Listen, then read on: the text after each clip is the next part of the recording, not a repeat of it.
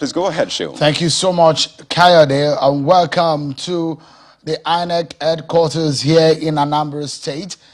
I'm now being joined on the news at 10 by the resident electoral commissioner for INEC here in Anambra State, Dr. Nkwachuku Oji. Thank you so much for joining us tonight on the news at 10. Thank you, Shane.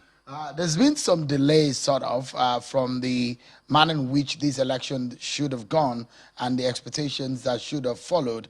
The election was supposed to end at 2:30 p.m., but you announced an extension in the exercise. Give us an understanding of what is happening now. What is the latest and the update that you can tell us? Right now, we are going through the process of collation.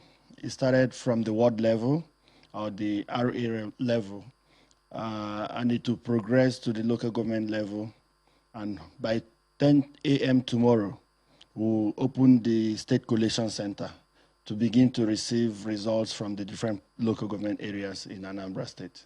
So are you telling us that voting is still happening as we speak in some areas? Voting has now been completed in all the polling units where we opened today. You said you were assessing the situation earlier on, a few hours ago when you first spoke to us. What is your assessment so far? You mentioned a few things that caused the delay. What do you understand that has caused majorly the setback? There are 4 lines of issues that we had to deal with. First, we had resistance in opening polls in many polling units in Oba, area of Idemili South local government, Akuku. We were not able to open because materials were snatched and destroyed. So we had that as a major challenge we confronted. Of course, we have mentioned the issue of glitches that we had with our accreditation device, which was a major setback to us.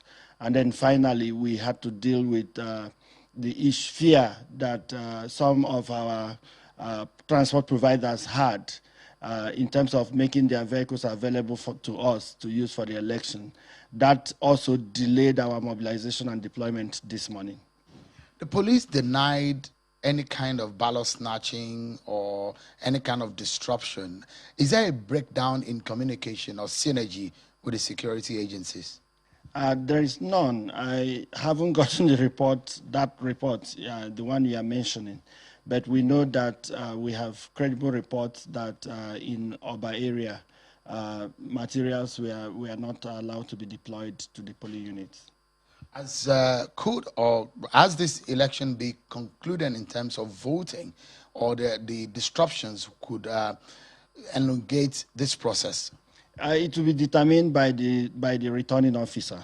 So once collation is completed at the state level, the returning officer will apply the regulation and guideline of the commission in determining whether a return can be made. So what is the latest that you can tell us in terms of the results that you have so far? What is the percentage of the turn-in that you have? We don't have anything because the collation is still at the RA and local government level as we speak.